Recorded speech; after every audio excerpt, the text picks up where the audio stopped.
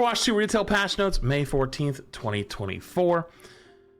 Overwatch 2 x Porsche. Overwatch 2 and Porsche team up for an electric collaboration to showcase the shared essence of these two high-performance brands in an all-new event. Experience the fusion with legendary Porsche Diva and Porsche Farah skins available now in the premium shop. Plus, earn other free high-voltage Porsche-themed cosmetics through event challenges now through June 3rd. Competitive play updates. Demotion protection modifier. Oh, thank God, this thing sucked.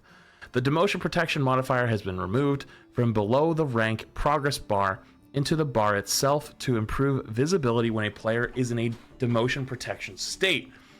When demotion protection occurs, you will not be told when your progress is below that skill division's range. If you lose your demotion match, the skill rank adjustment will show only the adjustment from that match, instead of the net total of the match and the adjustment of the previous match. So it still works the same, it's just gonna look different. Okay. New pressure competitive modifier. This rank modifier appears for players who are at the far ends of the overall skill distribution, so like champ, I bet. For players who are very high ranked like champion, this modifier will show when you don't earn as much progress from winning a match, or drop more progress from losing a match. For players who are very low ranked like low bronze, this modifier will show when you earn more progress for winning a match, or drop less progress for losing a match. Okay, so basically like the super far extreme ends of the curve. Like if you lose a game in champion, you lose way more points than you gain. That's just how the thing works. So yeah. Actually, we'll just read it. The new modifier was added to show how our highest and lowest ranking players are being pushed more towards an average rank. Competitive play already calculates this modifier to your skill rank adjustments, but it wasn't visible until now. Very high or very low ranked players will see this modifier after every match while they continue to maintain a rank at the outer limits of the ranked spectrum. Climbing to the highest skill tiers like Grandmaster or Champion is not intended to be easy, and overcoming pressure to reach the top is no longer a hidden challenge that players must face. Grouping restrictions. The skill tier legend was updated to show the changes to grouping restrictions that were applied in the previous update.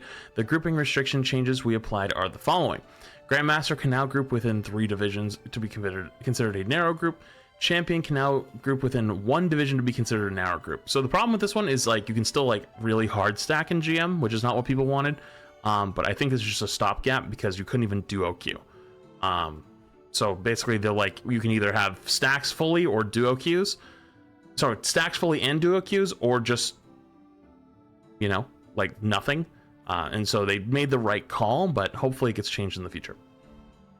Matchmaking updates. When a player is currently on a loss streak, the matchmaker will try to avoid putting the player on a team that is statistically calculated to have a lower chance of winning. Whoa. Wait, forced 50-50 is real. When a player is currently on a loss streak, the matchmaker will try to avoid putting the player on a team that is statistically calculated to have a lower chance of winning. Loss streaks never feel good. Before each match, we make a prediction about which team will win the game. Based on the information we have about the players on both teams, this is how modifiers such as consolation, reversal, uphill battle, and expected give or take additional rank progress after each competitive play match. Since most matches will have a team that has a slightly higher chance of winning, placing a player on the team with a higher chance who is currently on a losing streak is aimed at helping them have a fair chance of breaking that streak. While this won't guarantee they'll win, it does help provide, or it provides a helping advantage. That's crazy talk. Interesting. I wonder how that's gonna go. There's definitely going to be people hunting for losers on their teams. Like, who's on a losing streak right now? I'm on a winning streak. One of you must be on a losing streak. Hero updates. Armor health has been reverted to provide a flat damage reduction of 5 per projectile, up to a maximum of 50% damage reduction. So this is a massive armor nerf, because armor currently does 30% flat. So it's much better versus small projectiles like Tracer, Sombra, like the outer projectiles of Hog, Reaper, Diva. but for everyone else, like Sojourn, Cass, etc., it's actually a massive buff versus armor. Out of combat health regeneration changed from 20 health per second to 10 health per second plus 5% of maximum health. So aka if you're on a tank, you're getting way more. Armor is being reverted to its original functionality to be better resistance to rapid fire damage and shotgun type weapons. Out of combat health regeneration has been a positive but subtle addition to the game, but had a much smaller impact for tank heroes due to their massive health pools, so we're adjusting it to heal percentage from maximum health. I remember everyone said this was going to be the most broken thing of all time when it first came out, and it was like not that bad, so I'm cautiously optimistic. Tanks, roll passive. Tanks now have a 25% damage reduction against critical headshots. That's basically to change, reduce the amount of damage you're taking after this armor change. So now you're going to take less headshot damage, which is really good, so you shouldn't be getting bursted as hard, but you also take less damage from characters like Tracer or Sombra or Diva or hell, even Reaper in some ways, or Bastion in some ways. Tanks are kind of eaten. This is very good. In theory, I don't know if it's going to be as broken as people think it's going to be, because it's mostly against headshots, but like body shots now do way more damage. So like we looked at it like a chart where Sojourn Rail does like 40% or some shit more damage or something like that. It's something crazy high. And like Cass too, there's a bunch of them. They do a lot more damage. But headshots like very similar. It's pretty much the same. The big one though is right here, knockback resistance increase from 30 to 50%. Although armor health will now be more effective in some of the more difficult matchups, it will also be losing potency against the typically slower high damage instances. To help reduce the feeling of tanks being taken out too quickly by high bursts of damage, the roll-wide passive now provides improved defense against critical headshots of damage. I kind of like what they've cooked here. It might end up being broken. If it ends up being super broken, revert it. Like, we just keep trying new shit, but I'm glad to see them trying new shit, and they're trying to fix tank, because as much as people are going to complain, and it's going to happen, people are going to complain from the support roles and the DPS role, tank OP, dude, nobody wants to queue tank. It is by far the lowest population of players, and that's why you can never get your 6v6 back, because legitimately queue times would be 20 plus minutes, and nobody wants to play the game if they have to wait 20 minutes to get in the game. That's it. That's what it is. Like, it's always been queue times, you know? And nobody wants to play the role. So, listen, I understand if it ends up being a little bit busted for a bit, but dude, nobody wants to play the damn role, and that's bad. So, you know, we got to try something. And I think that's where you should be cautiously optimistic that things are being tried to make things better, you know? Tanks just aren't popular in any game. No, you're correct. That is true. Tank isn't as popular in most games. But Overwatch specifically relies on tanks a lot. So there's a lot to kind of go there. Anyways, Junker Queen, Commanding Shout can now be activated while using other abilities. That's a massive buff, and cooldown reduced from 14 to 12 seconds. So basically, if you're mid carnage and you're about to explode, you can hit your shift and get your health, your overhealth, which is massive W. Junker Queen being able to activate Commanding Shout while swinging her axe or during her ultimate ability makes it more responsive for an additional burst of health or movement speed is needed. Wow, you can combo with your ult too. Interesting. That's actually really cool. Sigma. Gravitic Flux no longer requires line of sight to the center of the effect. Whoa. That's cool. No more getting your Sig Flux caught on like a random mailbox or a little tiny sidewalk ledge. Dude. Hey, I'm in. Dude, half the time people didn't actually LOS it. They just got super lucky by, I got caught on some random ass piece of something. I mean, you can still misplace it. I mean, the way I read this is like, as long as they're in the effect, they're going the up. Will it work through walls though? That's a good question. We might have to try that. I'm down to try that when we get a game. Similar to how Graviton Surge functions, Graviton Flux no longer needs line of sight to affect the enemy targets in its area. There are still a fair amount of counterplay options to deal with this ultimate, so we're making it more reliable to grab enemies within its area of effect. Wrecking Ball, Grapple Claw, impact damage increased from 50 to 60. Pile Driver, movement lockout duration for enemies increased from 0.5 to 0.75. Minefield damage increased from 130 to 165. Explosion knockback increased from 5 to 10. Oh, pinball time. Hey, dude, if you jump into a minefield now, it's gonna be Pinball Peter going bing, bing, bing, bing, bing, and just exploding off of everything. Oh my god. Ball is gonna be probably pretty good, because you have the extra armor now, or the armor change, so like Tracer, Sombra aren't as good against Ball or against the armor. Plus, you're just stronger. So Ball might go crazy.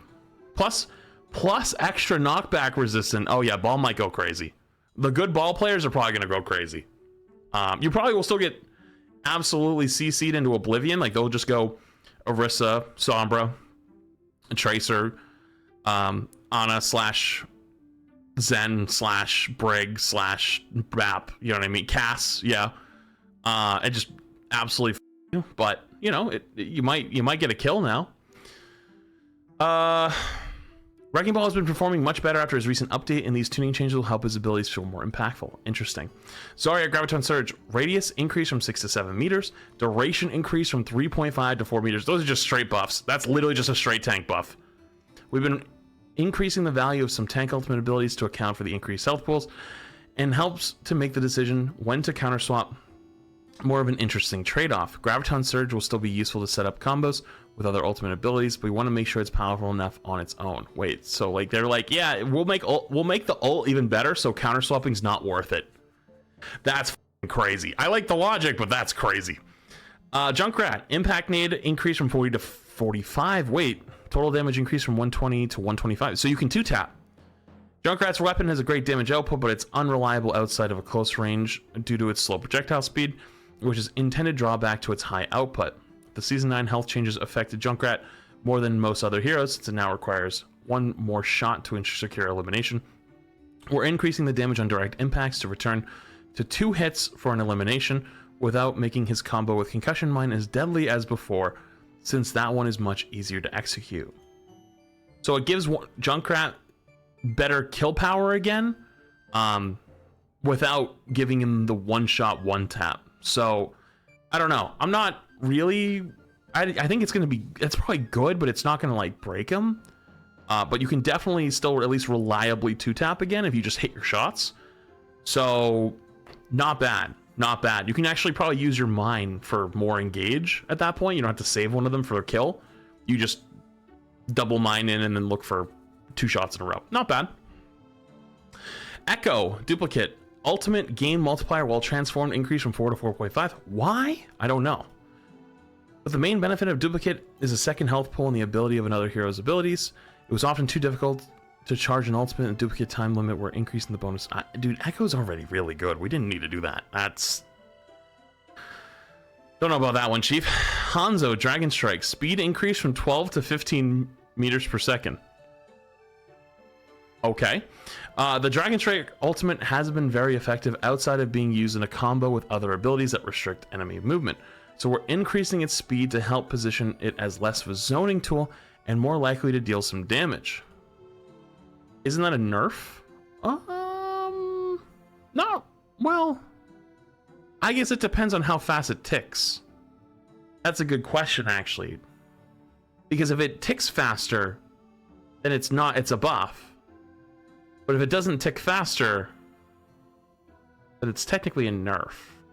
Well, at least you'd have less time to react to it. I don't know. I wouldn't say it's a nerf outright.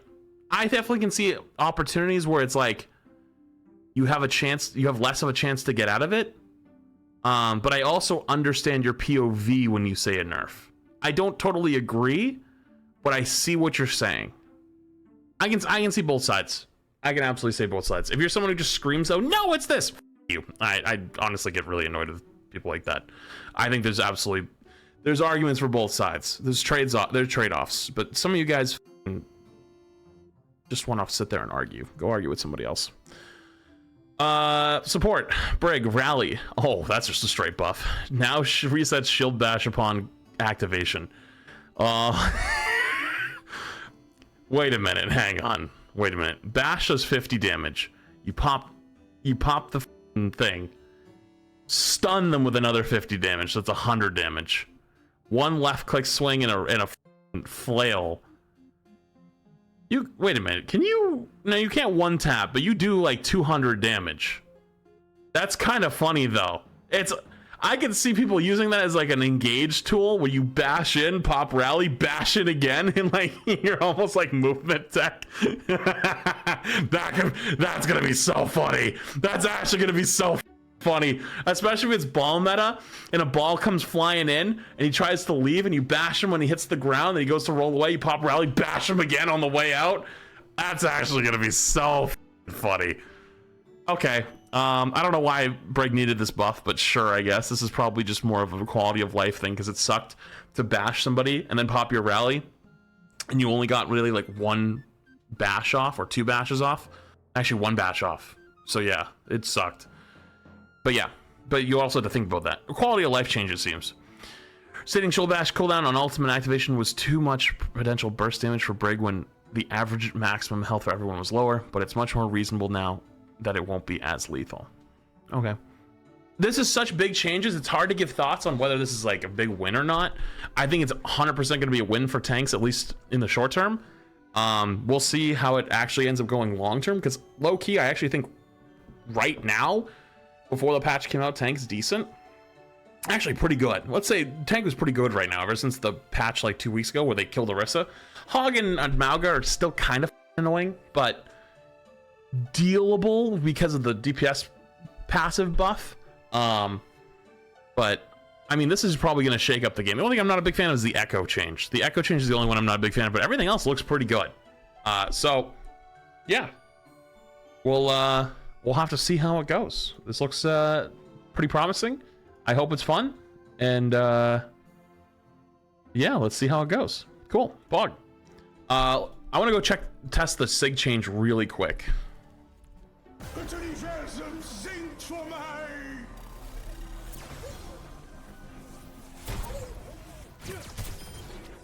You know, there was a little bit of the corner there potentially sticking out.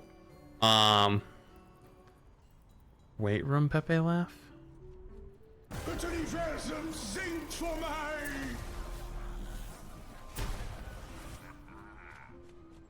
Wait, I hit the...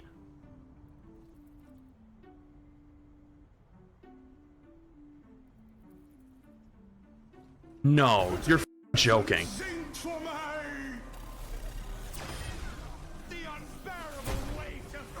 Oh no. Oh no. Dude, this isn't even one of those like over dramatic training range clips. That's just not good. That's not good actually. Oh no.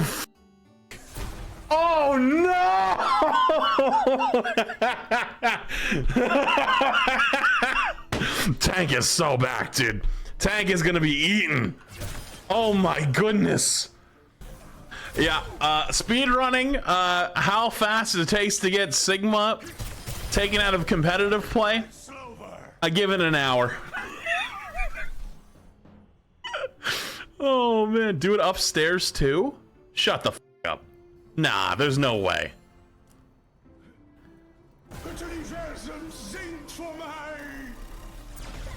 Oh nah. Oh nah, there's no there's no way. There's no way. That's awesome. Okay, let's just see how. Try something different next time. The last swing would be a little bit difficult to get off. But the swing flail would be actually not that difficult. So one more time without the last swing. Ooh, that is a lot of damage. That is a lot of damage. Holy shit.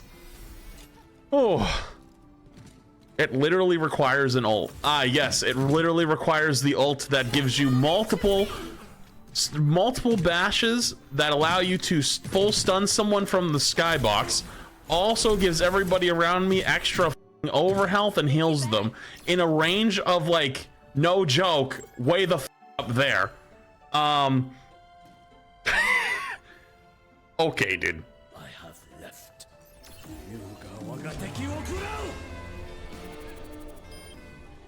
The dragon I know a lot of people said it's a nerf, and I can definitely see where it kind of is, but The killing power, like of how fast it gets there, might not be that bad, but at range, it's definitely a nerf. Up close, I don't think so. At range, it is.